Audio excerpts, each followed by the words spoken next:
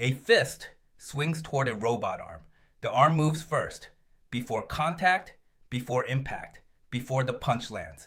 Not a trick, not pre-programmed.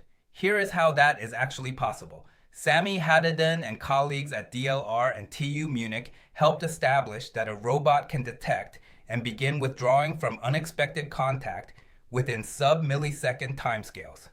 By fusing electric field disturbance, airflow shifts, and joint torques ripple into a collision pipeline that now underpins commercial humanoid development. The skin doing this isn't one sensor.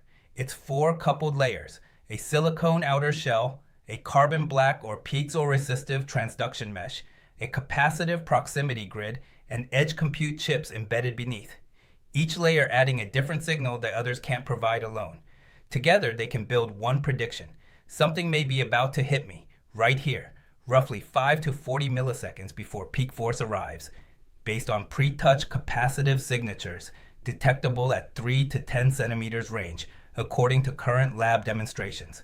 Haddadin's 2017 taxonomy paper now sits at 757 citations and remains the bedrock reference in current 2026 papers.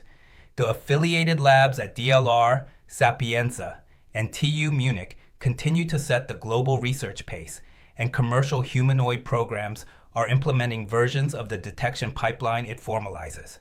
Analyst estimates place global investment in tactile skin subsystems at $1.8 to $2.4 billion across 2025 and 2026, with a projected growth rate of roughly 60% year over year.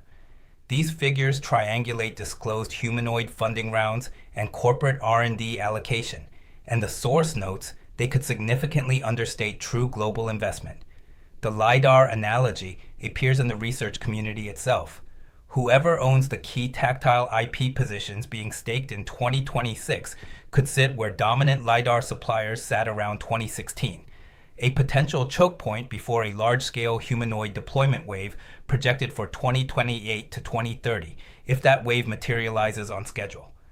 By 2030, if latency and bandwidth targets hold, surgical robots with this sensing layer could potentially allow a specialist in one city to receive tactile feedback during a procedure elsewhere,